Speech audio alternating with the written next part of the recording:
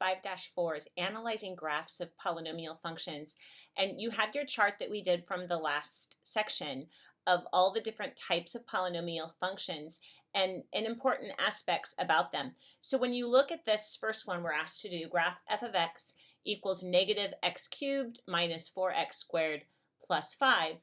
Then hopefully, we know some things about this. First of all, we know that this has a degree 3. We know that this is an odd degree function. We also can see that the coefficient in front of the x cubed is negative. So that means our graph is going to do something like this. And it might have a little twist in the center there somewhere. But we know that those have to be the shapes of it. So we know because we know about the end behavior.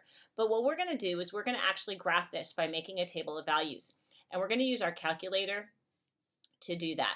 So if you take your graphing calculator and go ahead and type in to y1, so you can go ahead and type that in. Oops, lost mine. Okay, so once you have that, I want you to go to second, hit second, and then hit table set. And you're gonna type in a place where you want your table to start. I'm starting mine at -3, but that part won't really matter. You're gonna be able to adjust that when we look at our table. Then for delta table, you're gonna put a 1. What this is doing is this is gonna tell you the increments your table will go by. So that means if it starts at -3, it will go -3, -2, -1, 0. I mean, you can change that to 1/2 if you want smaller increments. Then you're going to set this up for the independent variable to be auto and dependent to be auto. So we're not going to type it in. We're going to let the calculator fill a table in for us. Once you have that set up, you go second and then hit the graph key, which is going to access the table. And notice that we have these values now we can kind of see. I'm actually going to go up one. So let me go up one more. So I'm going to create this table. And I'm actually going to start, so on your paper, we're going to have x and y. So we'll have, I'm going to use -4 for the first one.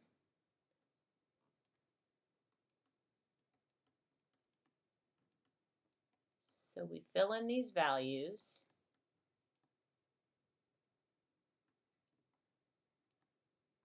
And I'm going to go one more. I'm going to go back over here.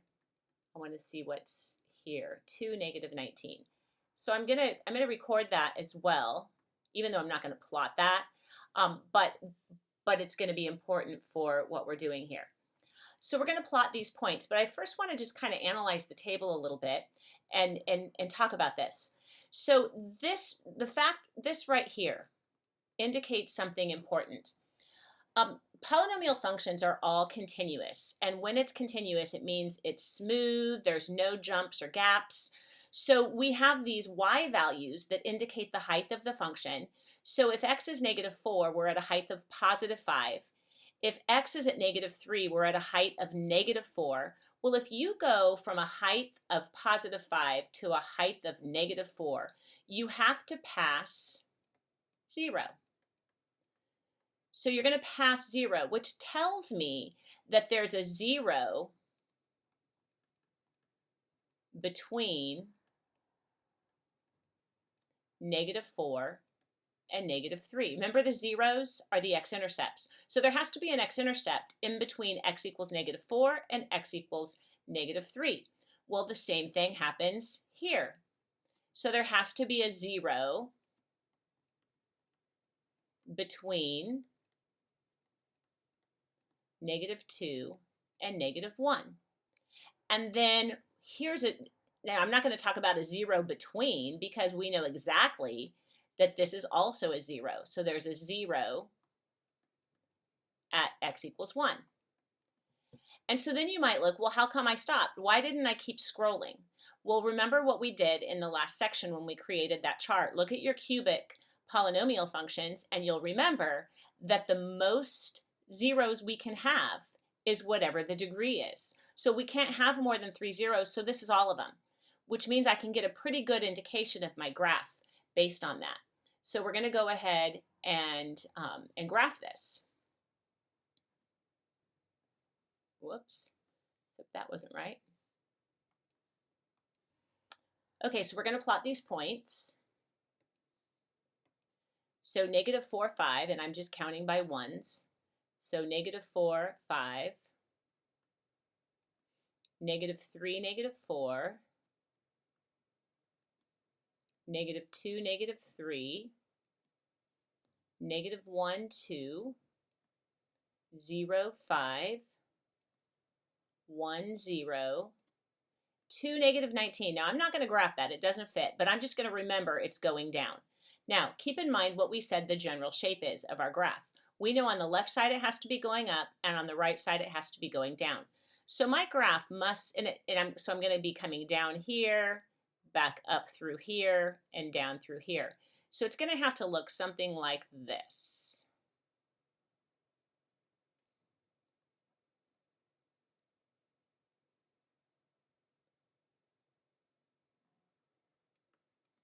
Okay, so from our table, we get a pretty good indication. Now, I don't know for sure that this is a maximum point. It's very possible that it could go a little bit higher than that. And I also don't know if this is the absolute, well, it's not an absolute min. I don't know if this is exactly where the relative min is.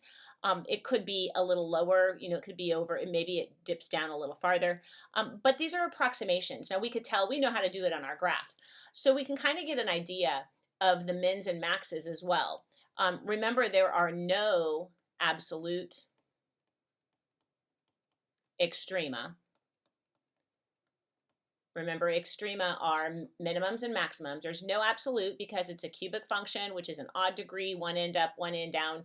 So we know it's not absolute. But this one does appear to have a local max at about, because remember, we don't know for sure, 0, 5, and a local min at about negative 3, negative 5. Now you can tell this from the table as well. If we had looked over at the table, notice at negative 3, negative 5, oh, sorry, that was a negative 4, wasn't it?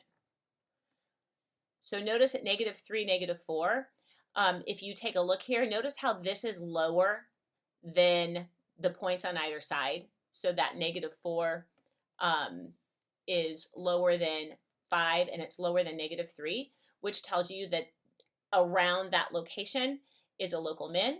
And then notice for the 0.05, relative to the points on either side, this is higher. So we would call that a local max. And again, like I said, that's approximately. Now, if you use your calculator and you go ahead and graph this, if you hit zoom 6, remember that will do a standard viewing window. So if you've changed your window, and notice our graph looks pretty good. So if I go second calc min, so I'm going to hit a number 3, which means I'm looking for this one over here. So left bound,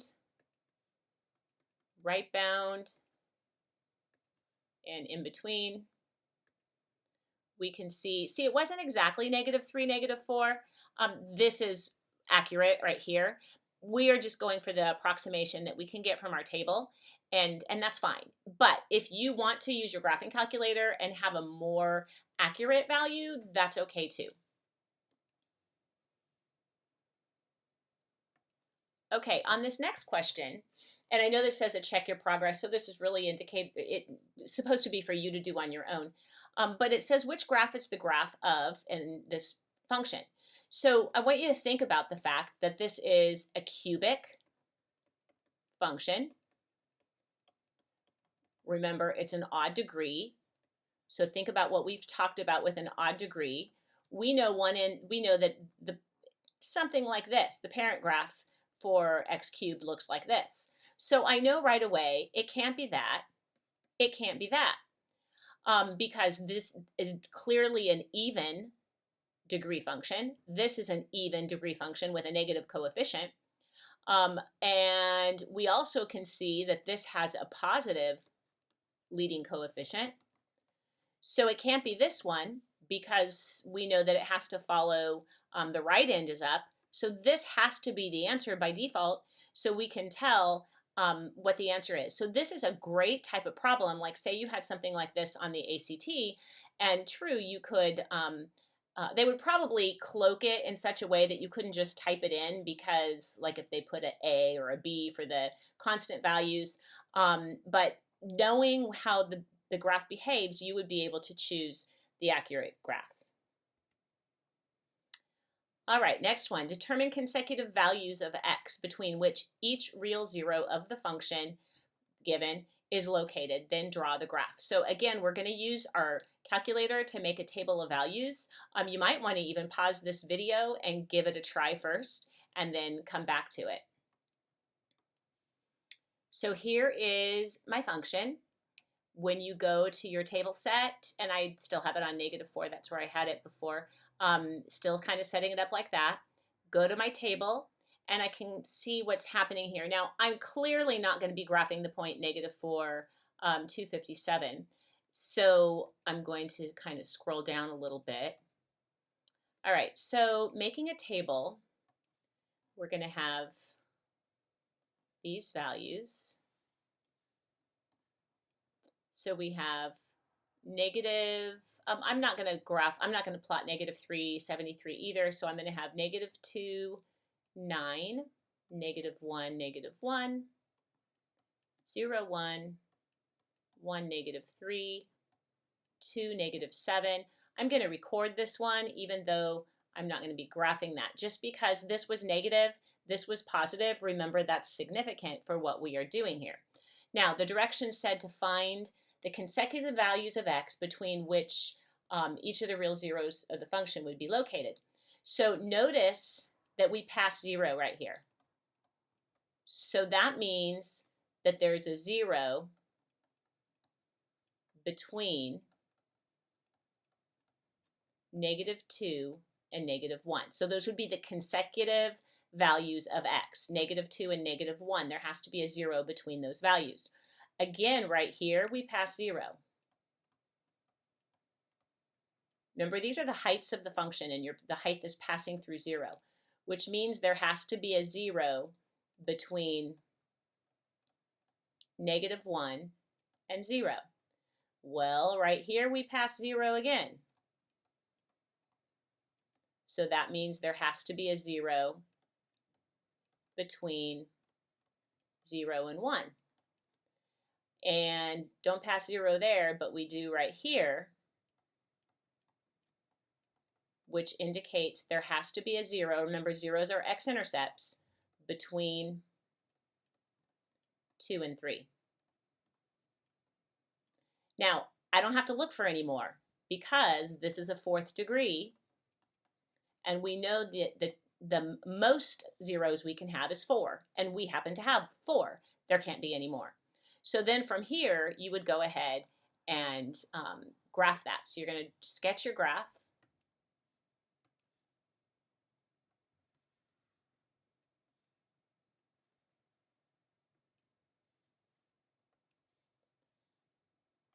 So we have -2, 9. Did I leave enough room?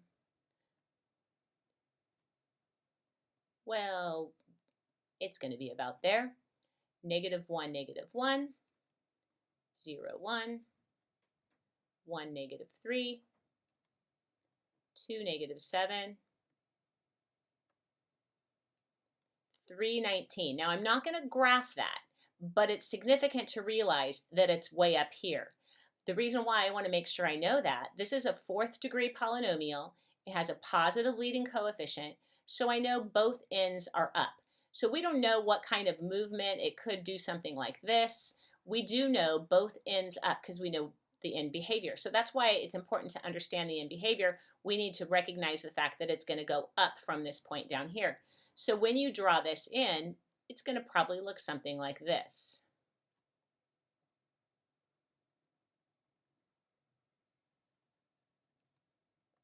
And again, we just kind of have a rough sketch. We can see that we have a local min about -1, -1. It might not be exactly there. We have a local max about 0, 1. We can call this an absolute min at about 2, -7. I don't even think we were asked to do that, but hey, we're analyzing the graph so we can look at all of those things. I want you to pay attention to where my x-intercepts are. Notice that it's between -1 and -2, which we said. It's between 0 and -1, which we said. It's between 0 and 1, which we said. And it's between 2 and 3, which we said. So from looking at the chart, we could say where the zeros were going to be. We can see that that's confirmed by our graph.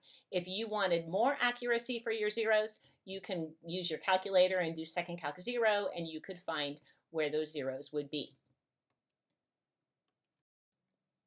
So for this next one, we are asked to graph this cubic function and estimate the x-coordinates at which the relative maxima and relative minima occur.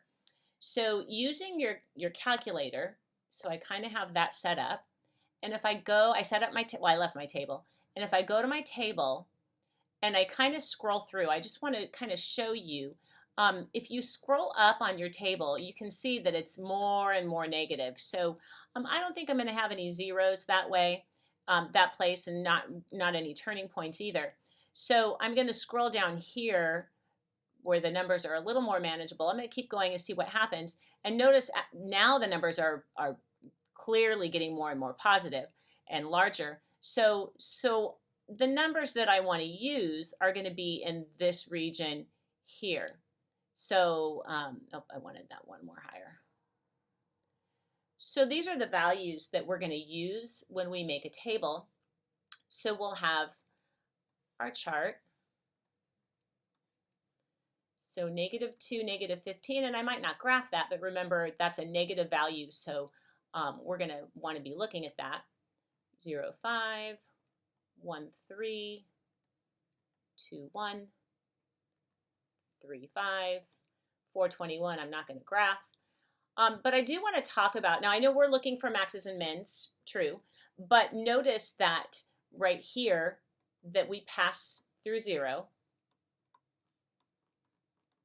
which means there is a 0 between -2 and -1. Now, there are no other places where it passes through 0. However, notice that from 1 it goes up, and then it comes back down, and then it goes back down, and then it goes up. So here's a question. What if there's a place between 2 and 3 that it actually goes down, maybe it goes down to -1 and then comes back up to 5. How would we know that? What happens at 2.5 or at 2 3/4? And because sometimes you can have zeros that are just very close together. So I just want to show you how you can do that on your table. Of course, you can look at a graph, but you can also look at your table. If you go to table set and you change this to 0.5, now it's going to go by halves. I just wanted to make sure you see that you have this option to switch, and notice the x values are now going by 0.5s, and so it gives you a little more accuracy. Like right now, here I knew there was a 0 between -2 and -1.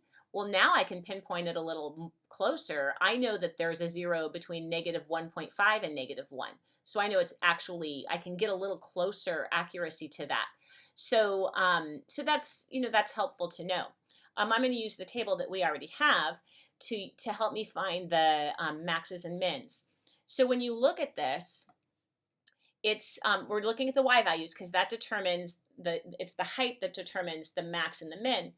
So notice that there's a 1 right here. Well, it's a -15, which is low, and remember it's lower. We looked at that on the table. And then we have this 1, then we have this 5, and then it goes down again. So that would indicate that this is a local max. Now, this would be the local max height. So it appears we have a local max at about 0.5. So remember what I said, it might not be exactly there. It might go a little higher on either side. And then from there, it's going down, and then it's going down, and then it's going up again, which means this must be a local min, or at least close to it. So we have a local min at about 2, 1. And then it's going higher, and then it's going higher, and then it kept going higher. So we have a local max, we have a local min. Remember, those are turning points. We have 2 turning points. If you think back to what we talked about, if you have a 3rd degree polynomial, the most turning points you can have is 2, and that's what we have. So now we're actually asked to, actually we could have graphed this, I guess, first, but we kind of analyzed our chart first. So we're going to go ahead and graph this.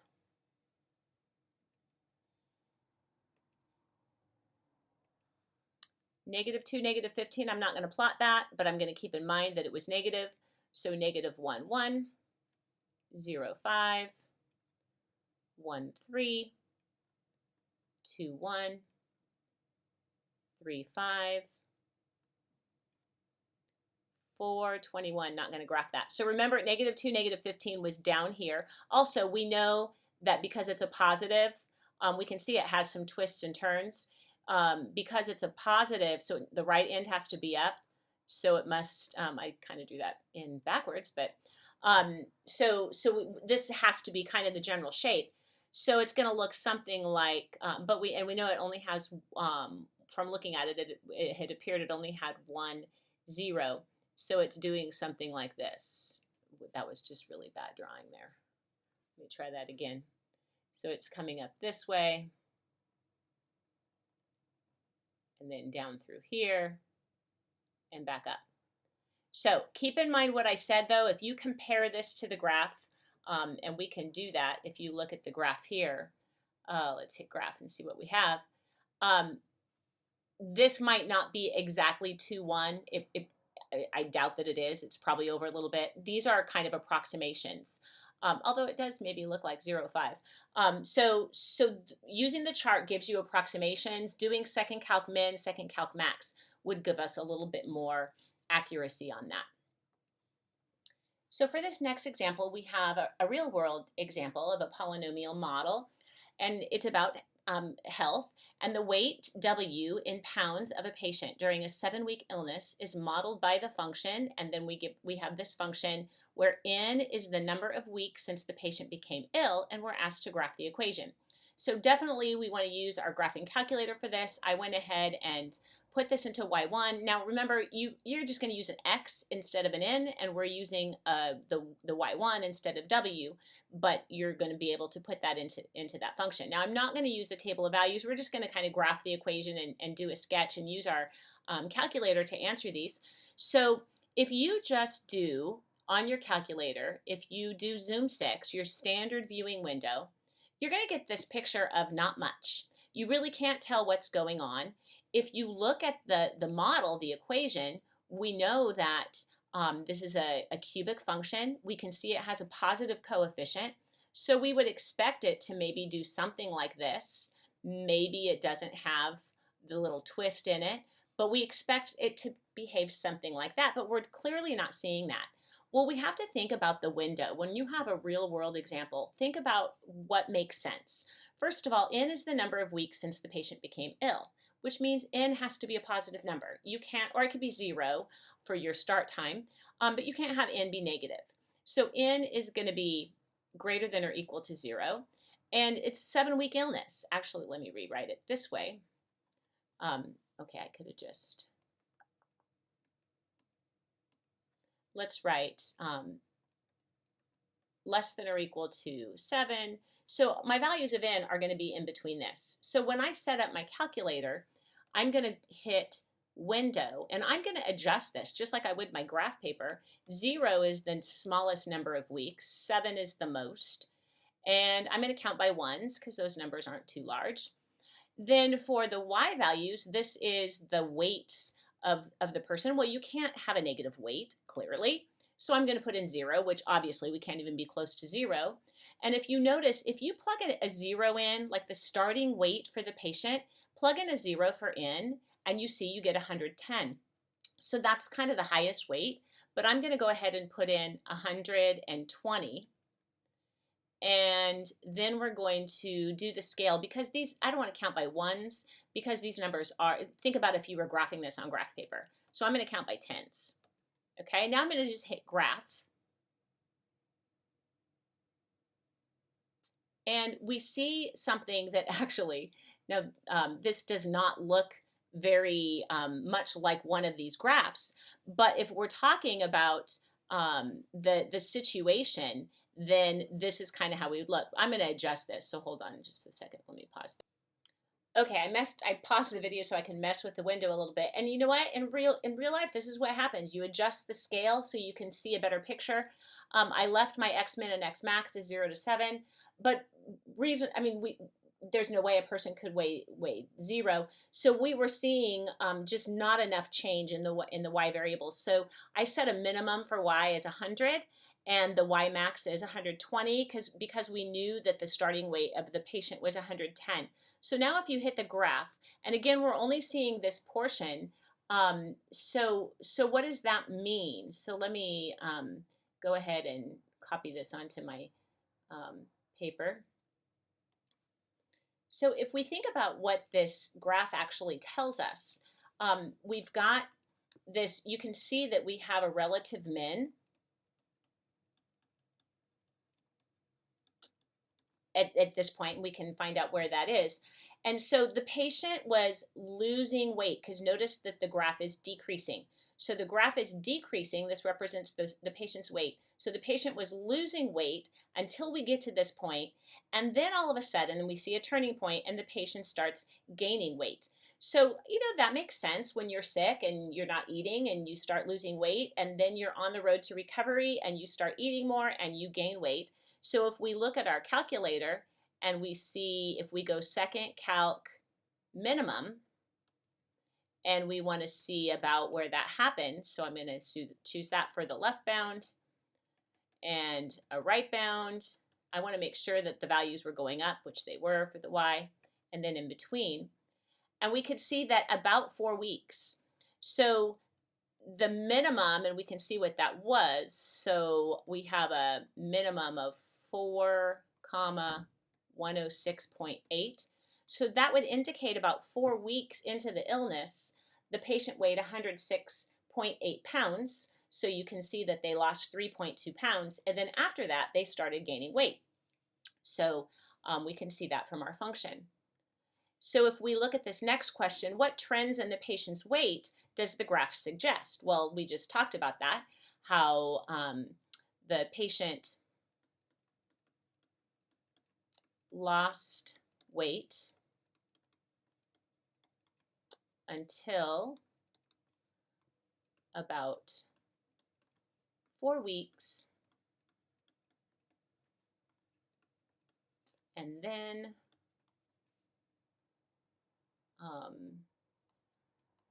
he or she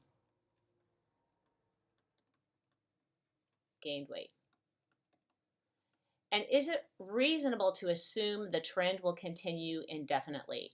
I certainly hope not, because the in behavior goes on forever, and that would mean they continue to gain weight. So I'm going to say no. They are probably going to go back to about whatever their normal weight was. So they will hopefully go back to normal weight, whatever normal is for them, which if that was 110 pounds, I don't know, maybe that was a little lower even when they started getting sick. So that is how you would use a polynomial function. Like I said, sometimes you have to adjust the graph, adjust the window. That's kind of the hardest part of that, is being able to adjust the window so you can see it.